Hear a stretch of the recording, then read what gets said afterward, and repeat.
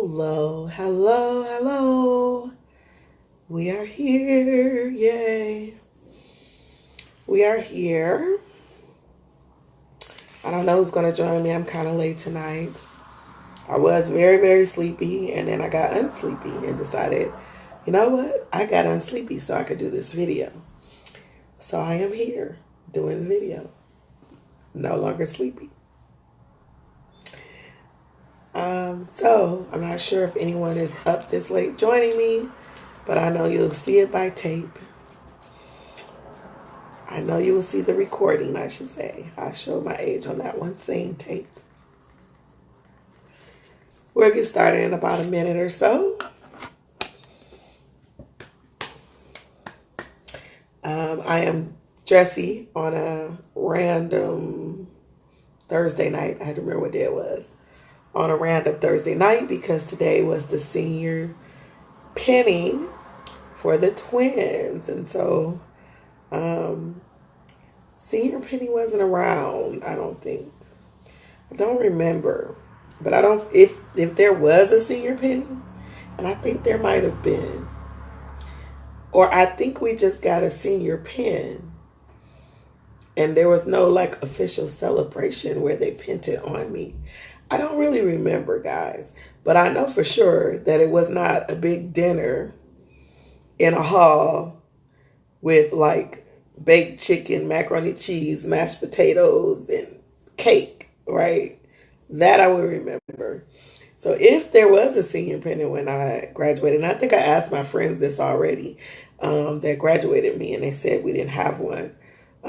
But I am also hearing that this is a Detroit thing, that there aren't senior pennies in other cities. So it's homegrown. Someone just decided at some school one day that they would start this senior penny thing, and now we're all doing it. Okay, so let's go ahead and get started. We're starting with one of my favorite books of the Bible today, which is Esther, which is, and you know I go through this, right? Genesis, Exodus, Leviticus, Numbers, Deuteronomy, Joshua, Judges, Ruth, 1 Samuel, 2 Samuel, 1 King, 2 King, 1 Chronicles, 2 Chronicles, Ezra, Nehemiah, Esther. We're on 17, guys. We're on the 17th book of the Bible, Esther. There's 63 books of the Bible, 39 in the Old Testament. It's going to get pretty difficult to continue to do that as we go forward, right? But we're going to go ahead and start. So Esther was actually written in between sort of the 6th and 7th chapter of Ezra is the time frame that Esther was written in. And so up until this time, let's see, we've talked about Ezra, we've talked about Nehemiah. Hi, Diane, and hi, Cliff. We've talked about Ezra, we've talked about Nehemiah, but we've talked about it from the vantage point of the Israelites coming back out of captivity to Jerusalem to sort of repair the temple, the walls, the living spaces. And so we've talked about it from the vantage point of Jerusalem. Esther is written differently. Esther, remember, there were only 50,000 of the 3 million. Like that's a rough estimate of the 3 million that were exiled to Babylon. Only 50,000 came back. So there was a great number of Israelites that stayed in Babylon. And so Esther is sort of the story of a family that stayed and kind of what happened to them while they stayed. After captivity, they're no longer slaves to Babylon necessarily, right? So it's after captivity. They were in captivity 70 years, no longer slaves, but they did not come back to Jerusalem. They stayed in Babylon. And so that's where the story of Esther is. So it is actually in Persia. The king of Persia was Xerxes, or He's also called Artaxerxes. And it talks about what happens. Hi, Tyresha. It talks about what happens with Esther and her family as they stay in Persia after the 70 years of captivity is over. It is a very interesting book because in the entire book, and it's only, I think, a few chapters. Let me see how many total chapters are in Esther. There's 10 chapters in Esther. So we're only going to be in it a couple of days, today and tomorrow. But the word God is never mentioned anywhere, right?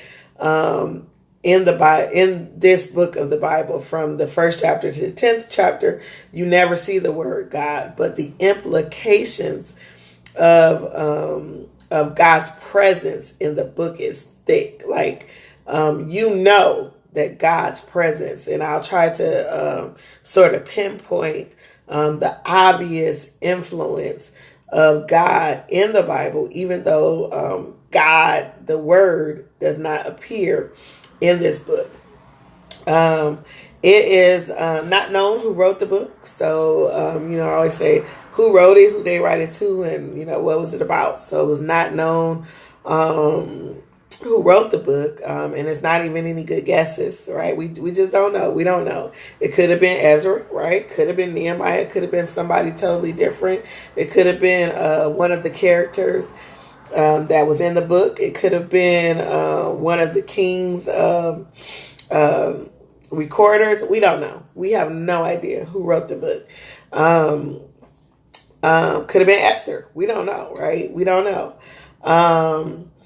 But we do know that it was written to the Jews who lived in Persia at the time. So it was intended for those Jews who remained in Persia instead of returning to Jerusalem. It's a beautiful book of the Bible that talks about how God will set you up for some things. He will, he will, he will. So let's go ahead and dive right in. So we're going to do the first five chapters today, and we'll do the remaining of the book tomorrow. And so when we start off in the first chapter of Esther, again, I think I already told you that the king was Xerxes, and he was the king of Persia. He had a wife that was named Vashti. And it came a time where he was just, sort of deciding, I'm going to celebrate me, right? And so, you know how we have me days, or we might have like a me week. Well, he had a me, 180 days, sort of like half the year. I'm just going to celebrate me, right? And so it says he displayed his wealth. He showed off to the kingdom all of his splendor and all of the glory and everything, that was his. So, I can't even imagine how this was done, because we don't live in like sort of a kingship and never have, right? So it's kind of interesting to know. I don't know if he brought out different pieces of gold every day that showed, hey guys, come look at this. I don't exactly know, but it says for 180 days, he displayed his vast wealth, right? So in some way, for 180 days, he displayed the fact that he was very wealthy.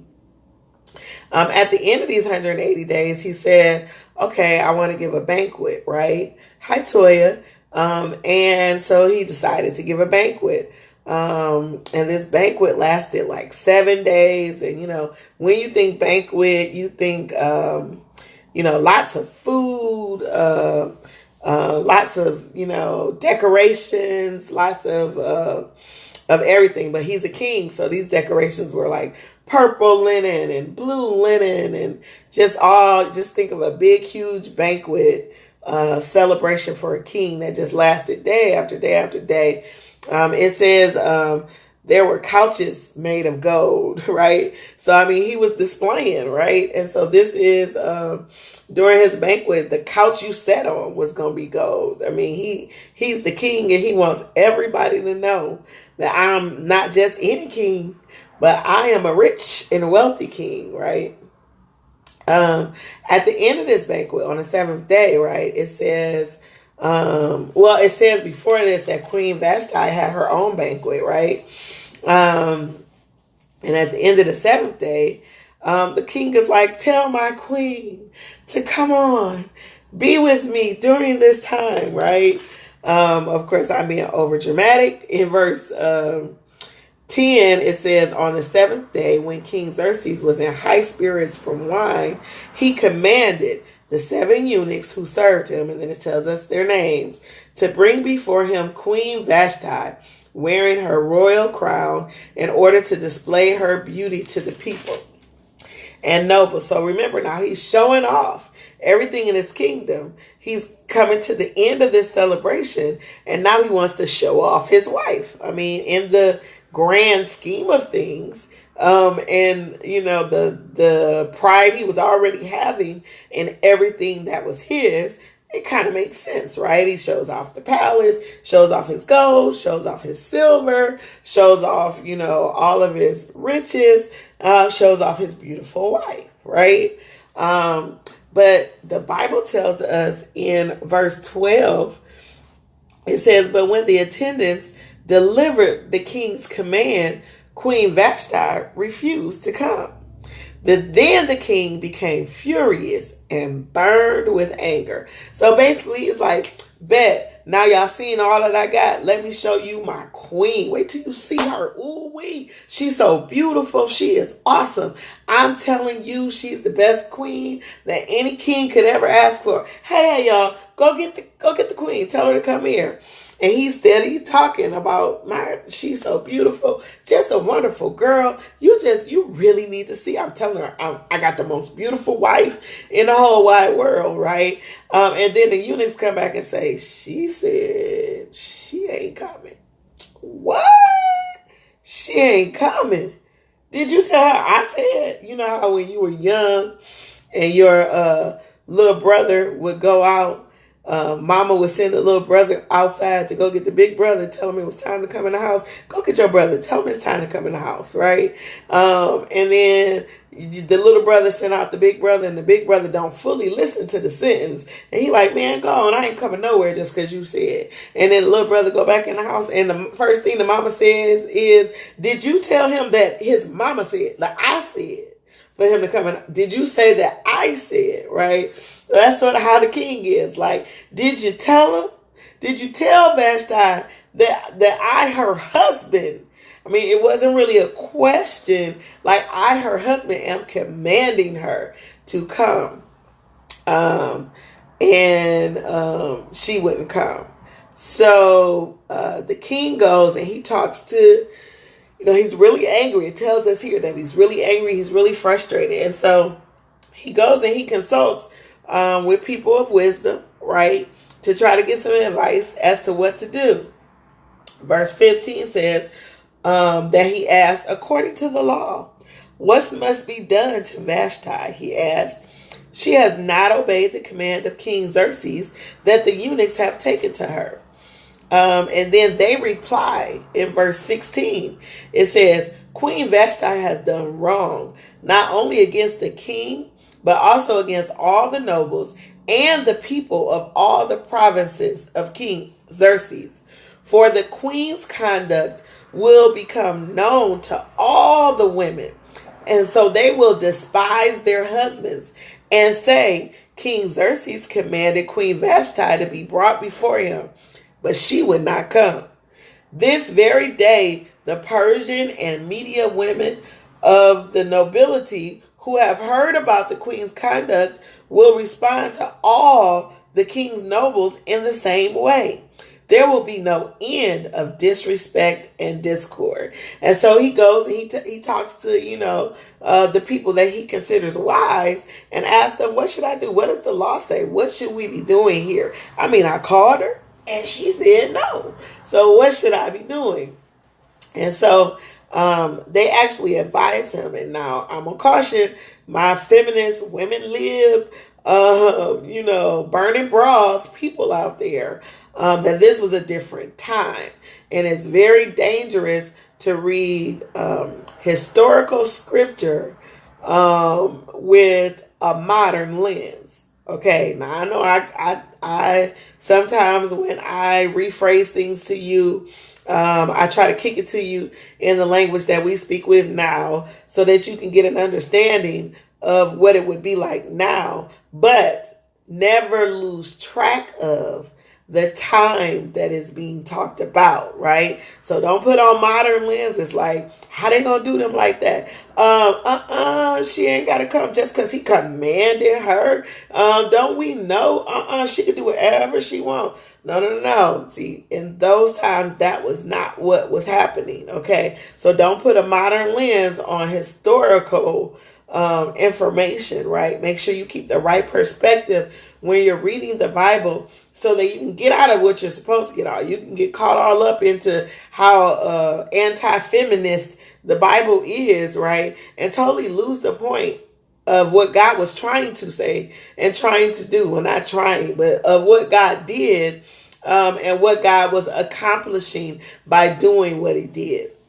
And so Vashti refused to come. The king goes to the leaders. The leader says, look, you need to put this in check right away, because if you don't, then the other women are going to see what the queen did, and they're going to say, oh, I can do that too. The queen is doing that. I'm going to do it too, right? He's like, because everybody will know this, you need to make sure that you deal with this right away. And so just putting a pin very quickly right there, it is important as leaders in the church that we understand that when we do things, we sort of pave the way for others to look at it and say, oh, that's okay. Okay, then let's do that then, right? We have to make sure that we are living honorable and respectful before God at all times. Because if not, people will take advantage of that, and they will use your weaknesses or your, what's the word I want to say? Experiences as excuses to do what they always wanted to do in the first place, right? And so it became a decree, right? In verse 19, it says, therefore, if it pleases the king, let him issue a royal decree, and let it be written in the laws of Persia and Media, which cannot be repealed, that says, Vashti is never again to enter the presence of King Xerxes. You didn't come when I called. Don't be trying to come no other time. I gave you an opportunity to come see me. Now it's over, right? Now by decree, you're refusing now. Your refusal now is moving you out of your spot. Be careful. Don't do things just because of an emotional reason, right? Because your refusal now could help you lose your spot, right? Don't think you're the only one. Don't think you can't be replaced. Don't think you're indispensable. Don't think that God don't have a ram in the bush. Don't think that there isn't somebody who is being talked about now for how bad they are living in the world, who could replace you tomorrow if Jesus saved them tonight. Come on.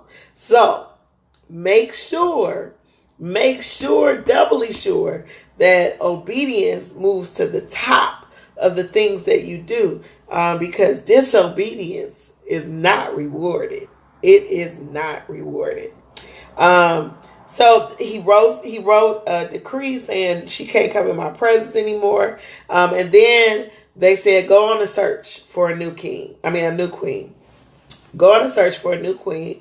We're going to, send out a mass invite to anybody that wants to be queen, right? We're going to put your eunuchs over it. They're going to, sort of pre-qualify, if you will, those who you really need to see, and then you choose a new queen. And they said this because after he wrote the decree, when he got unangry, he was like, man, I ain't got no wife. And in his anger, he was like, yup, I'm writing this decree. She better not never get in my presence no more, who she thinks she is. I know she don't think that I'm the king. Don't she know I'm the king? What was she thinking? Oh, well, I bet she won't do that, All of that when you angry. But then when he woke up the next morning and was without a queen, he started thinking like, did I do the right thing? So they moved in quickly. And that's when they gave him this plan, which, by the way, we will see is an ultimate plan of God, ultimately. And so they have this, I don't know, for lack of better terminology, and to give us some kind of context of what it may have been like, they had this big beauty contest, right? Beauty contest. Now, I'm sure there wasn't a talent portion or a swimsuit portion, but who knows? Maybe, right? But they had a beauty contest. But this beauty contest was different because it lasted over a year, right? It says in verse 12, chapter 2, verse 12, before a young woman's turn came to go into King Xerxes, she had to complete 12 months of beauty treatments prescribed for the women, 6 months with oil of myrrh, and 6 months with perfumes and cosmetics. 12 months. Ladies, we get upset when it takes 12 minutes, right? We're like, oh, this is too much. I don't wear makeup because I'm like, all of that takes too long. I don't have time. 12 months of preparation, y'all, before they could even go before the king.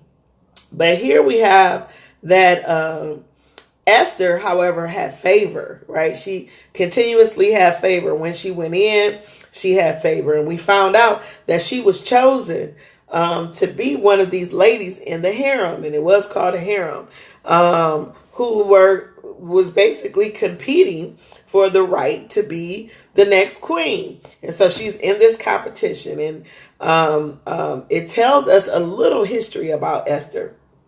Esther's parents were killed when she was little, and her cousin Mordecai raised her, right? So assuming he must have been an older cousin, right? But her cousin doesn't say how much older, right? I've seen people depict him as a very old man, right? But he's a cousin. We don't know how much older, right? But her cousin Mordecai raised her.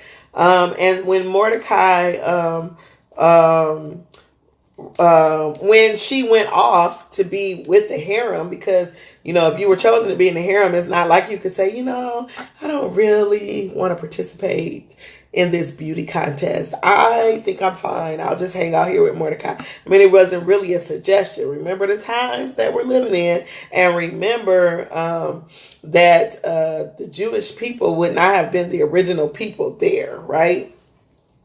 And so to blend in, they had to do what they were asked to do. And so they chose Esther. Esther never revealed that she was a Jew. She did not tell them she was a Jew. But just by the favor and hand of God being on her, she was chosen for this beauty contest, where the prize was, you're going to be the queen of Persia. And so remember, they had 12 months to appear before the king, before they could appear before the king. But listen to what it says here in verse 15. When the turn came for Esther, the young woman Mordecai had adopted the daughter of his uncle Abihail to go to the king. She asked for nothing other than what Haggai, the king's eunuch, who was in charge of the harem, suggested. And Esther won the favor of everyone who saw her. You see that? Esther won the favor of everyone who saw her. She was taken to the king Xerxes in the royal residence in the 10th month. Now, did you notice that? Above, we said that it took 12 months, right? But they took her in the 10th month, like she ready right now, right? And they took her to the 10th month. And then what does it say? In verse 17, now the king was attracted to Esther more than to any of the other women, and she won his favor and approval more than any of the other virgins. So he set a royal crown on her head and made her queen instead of Vashti. And the king gave a great banquet. Esther's banquet for all his nobles and officials. He proclaimed a holiday throughout the provinces and distributed gifts with royal liberality, right? So Esther is now chosen as queen.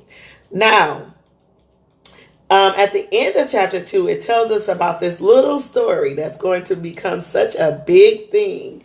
But it tells us that, if you read chapter 2, you will find out like the whole 10 months that Esther was in the palace. Mordecai was just walking the gates every day to get a report of what was going on the inside. He checking on his cousin every day. How's she doing today? What's going on? What are they doing? Is she okay? Right? So every day he's at the gates, just, walking back and forth, making sure Esther is okay. Well, one day he's at this gate and he hears two guys talking about how they're disgruntled with the king and they're plotting to kill him.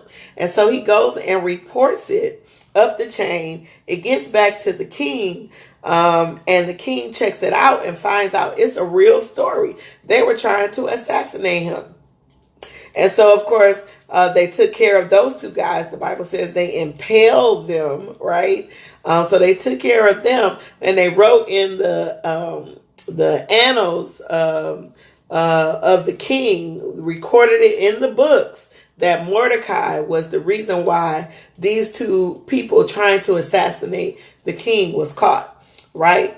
Seems like a little thing, right? You're like, okay, Mordecai might have even been feeling a certain type of way. Like, all I get after I save your life, you just gonna write it down. That's all I get. I can't get $1 for that, right?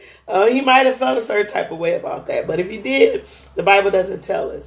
But then in chapter 3, we hear about Haman, right? And Haman, it says, was a royal official of the king. And verse 2 says, let's go to verse 1. Chapter 3, verse 1 says, after these events, King Xerxes honored Haman, son of Hammedatha and Agagite, elevating him and giving him a seat of honor higher than that of all the other nobles. All the royal officials at the king's gate knelt down and paid honor to Haman, for the king had commanded this concerning him. But Mordecai would not kneel down or pay him honor. So the king sort of gave Haman a prestige position, sort of like second in command to him, right? And then he told everybody, bow to him. He is your senior, right? And everybody would bow to him every time they would see him, except Mordecai, right? And I told you I would tell you when I thought that there was clear evidence, right? So we already talked about the favor of God that was on Esther's life, which is clear evidence that Esther was able to be in the position that she was in the first place, chosen to be there in the first place, and then God gave her so much favor that she was chosen to be the queen. Obvious God, right? The fact that Mordecai just happened to overhear two people plotting against the king. Obviously God, right? But then here you have Haman, walking around and Mordecai saying, I'm not bowing to him. He ain't nobody. Obviously, he has an allegiance to someone that he does not want to bow to a man. So even though God's name is not mentioned, I think it's pretty safe to infer that he must have been respectful of the only person I'm going to bow down to is God, right? I only bow to my God. I don't bow to man. And it says day after day, Mordecai would go out there and just not bow. And it was making Hanan more and more and more mad. And so one day he was talking about it. He walked by and here's another day that Mordecai isn't kneeling. He went and he talked to his people about it. Like, I can't believe this guy, Mordecai, won't bow for me, right? And his people come up with a plan that says basically, you know what? you should just take him out. You should kill him, right? And he said, instead of killing him, he came up with a greater plan. Instead of killing him, instead of killing him, what I'll do is just take all his people out. I mean, they ain't from Persia anyway. They ain't from, Media anyway. They not Medianite. They not Persianite. They not us. So you know what? We just gonna take out all the Jews because this one Jew won't bow to me. We just gonna take out everybody, right? And so he planned genocide, basically, for an entire nation based on his pride because of one man would not bow to him. And so he goes to Xerxes with this plan and basically convinces Xerxes, we need to do something about this because you don't understand, these people have no respect for us, right? They don't even bow when I come around. And ultimately, these are people that could overthrow the kingdom, right?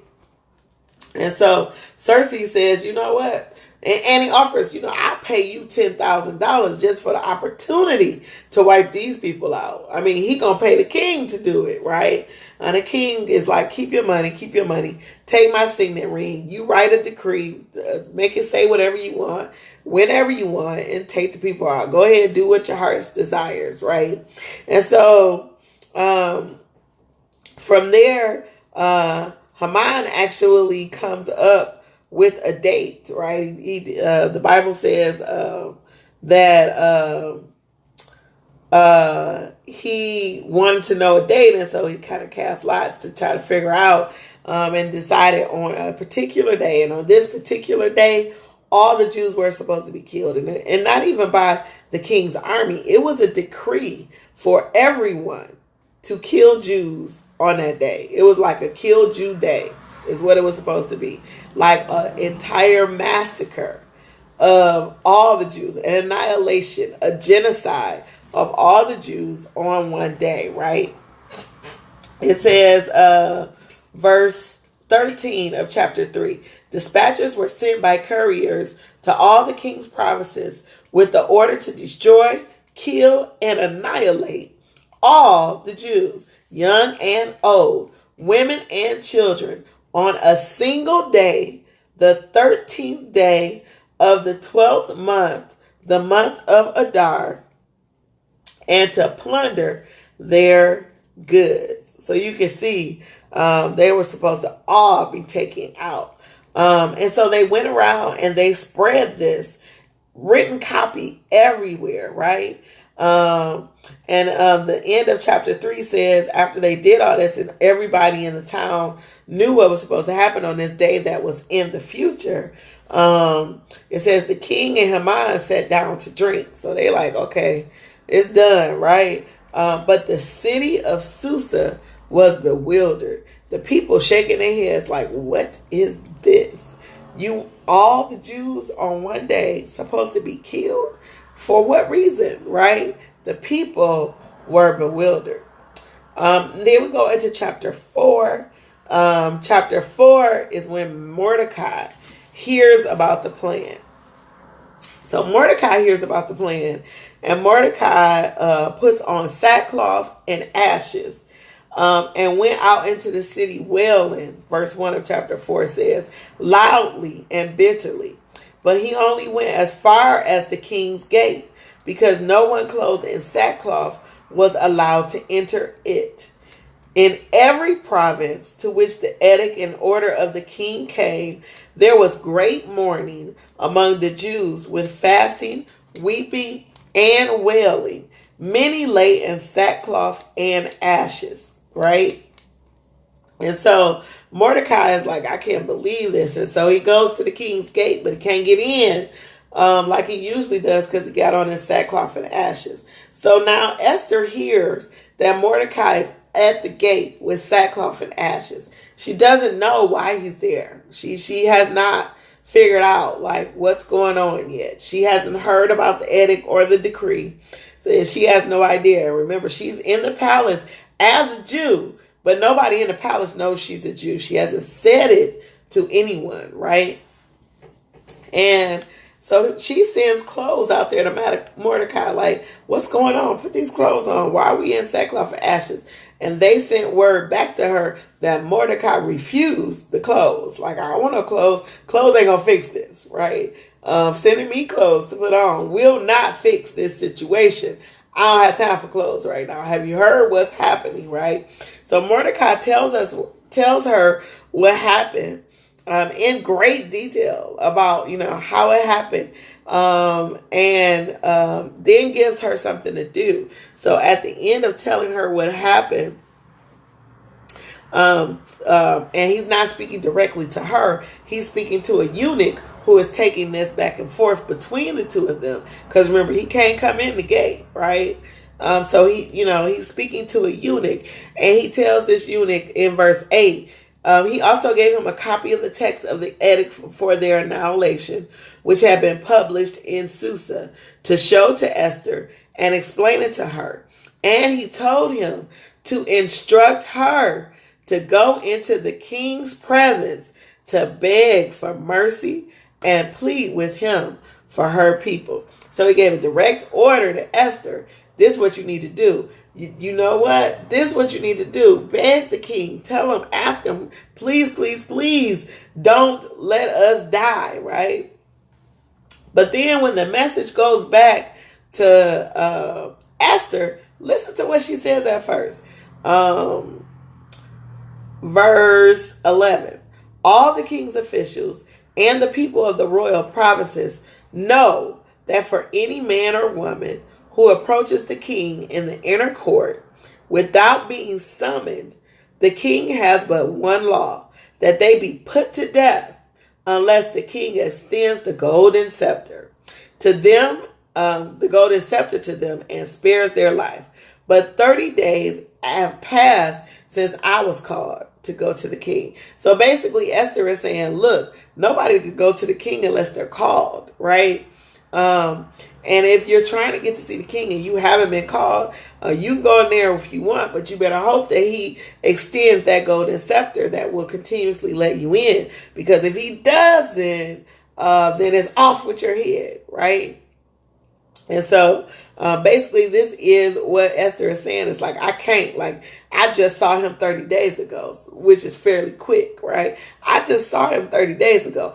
I don't have no business putting my face in the place again to try to get seen by the king. But then Mordecai puts her in check, right? Let's read what he says in verse 12.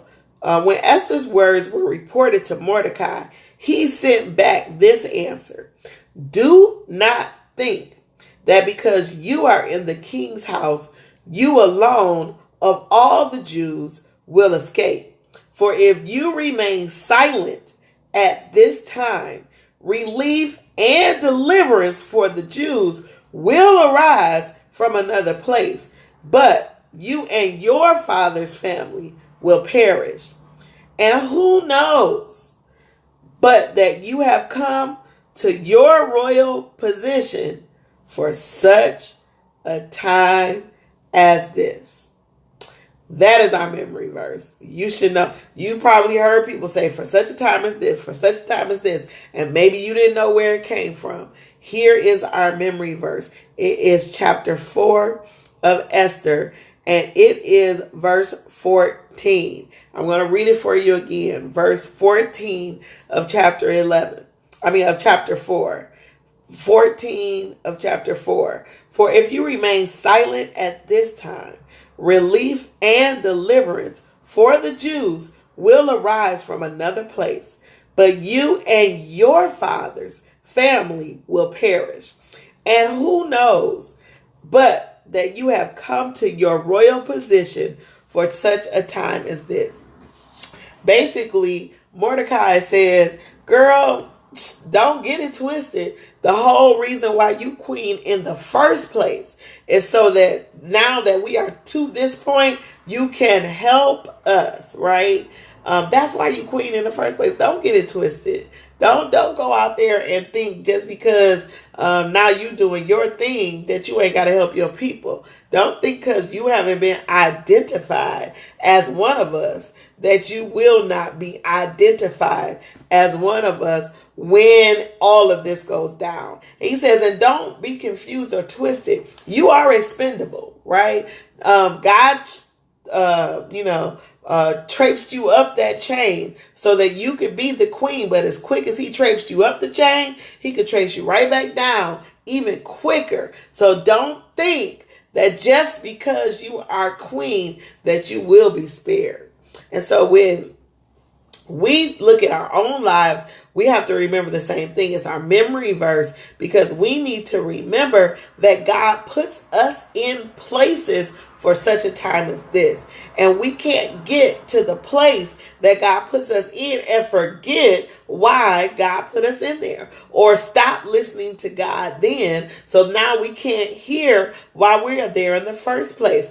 Every platform you have is a platform that should in some way be used for Christ. You've got to figure out how he wants you to do it. You've got to figure out what he wants you to say. You've got to figure out all of these things, but you've got to know that God puts you in places for such a time as this.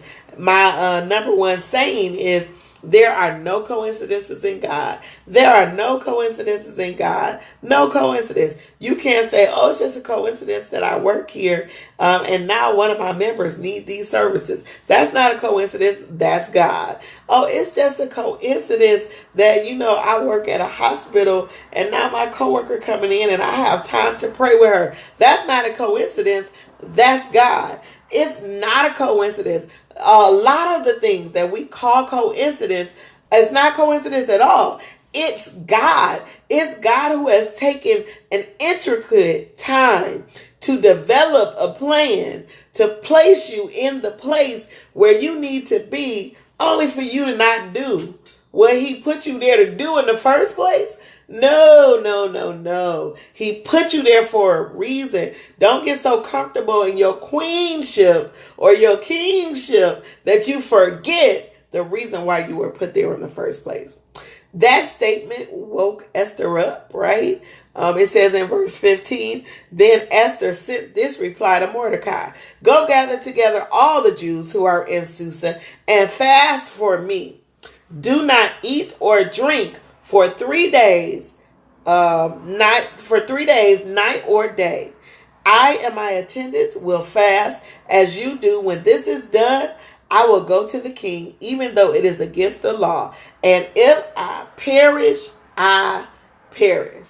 She got it, y'all. She like, for such a time as this, you said the only reason I am queen is so that I can, at this moment, activate my queenship on behalf of God's people. You mean God set me up to be here for that reason? You know what? Y'all go fast and pray for me. We gonna fast and pray on our end, and we're going to do what God says. And if I die, let me die doing what God said. That's what I wrote in my Bible. She said, if I perish, I perish. What I got out of that is, if I die, let me die doing what God said. If I'm gonna die, at least let me die doing what God said. So, chapter 5 is the story of how she goes to bed. She goes to the king, praying that the king will extend his golden scepter. She does indeed have the golden scepter extended. Favor is all over her. And because the king favored her, he went against protocol, right? And extended that golden scepter because she was favored. In verse 4, she says, if it pleases the king, let the king, together with Haman, come today to a banquet I have prepared. So I love the fact, and I also wrote this in my Bible, she didn't go in like, let me tell you what your man doing. You know that man you put in charge, he trying to kill all of us off, right? She didn't go in attacking. She did not go in attacking. She did not go in attacking, right? Remind you, the king got the power off with her head just like that. So the Lord had given her strategy. Again, it never tells us that it's the Lord, but it's obvious that when she went fasting and praying, that the Lord gave her a strategy. And she, instead of going in there and telling the king anything about what was happening to her, she instead said, I want you and Haman to come to a banquet. You guys come to a banquet. Today, come to a banquet. And she invites them to a banquet. Meanwhile, Mordecai is so happy about it. Haman is so happy about it, but Mordecai is still a thorn in his side.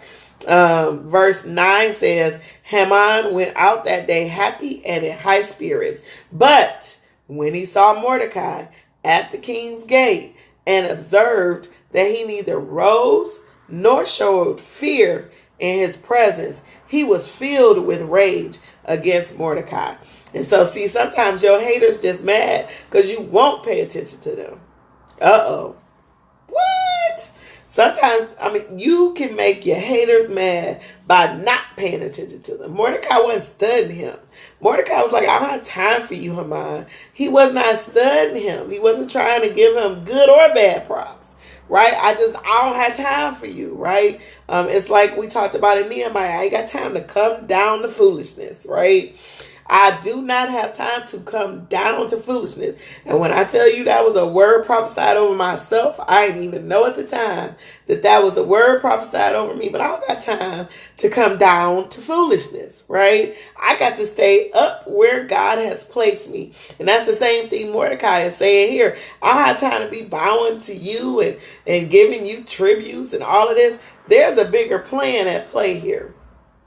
But Mordecai got even more upset. So calling together his friends, they now tell him, you know what? You just need to build a gallows. And the gallows is that thing where you put your head in it and then the thing comes down and whoop, off with your head, right? You just need to build a gallows and just get rid of Mordecai now because you whining so much about him and you can't even function. You so mad. I'm telling you, it takes a lot of energy to be unforgiving and mad at somebody. A lot of energy because you got to keep talking yourself into being mad. It's really serious, guys. Ooh, I can't believe she did that. Or, ooh, I can't believe he did that. And you got to keep the, whatever you feel like the offense is, you have to keep that offense constantly before you in order for you to stay mad. It's hard work to hate on somebody. You got to look for reasons to say something. You got to look for reasons. It's hard work. And so they basically saying, look, we tired of hearing this. You always talking about this. Go ahead and kill the man. Look, just get a gallows, build one, and just kill the man, right? And so that's what he decides in his mind to do. You know what? Y'all right. I'm just going to kill the man. And so he has, he's going to have, and I'll talk about that in the next chapter, but he's going to have a gallows built just for Mordecai, so he thinks, and have him impaled on it, right? And they were planning on doing this that same day, right? And so that's the end of chapter 5, and we're going to go on to finish Esther. So if you haven't read it yet, you're hanging on the edge of your seat, right? Like, what happens next, right? What happens next? We will talk about it tomorrow when we finish up Esther 6 through 10. Until then, you be blessed, and just know that I love you and God loves you too. In Jesus' name, amen.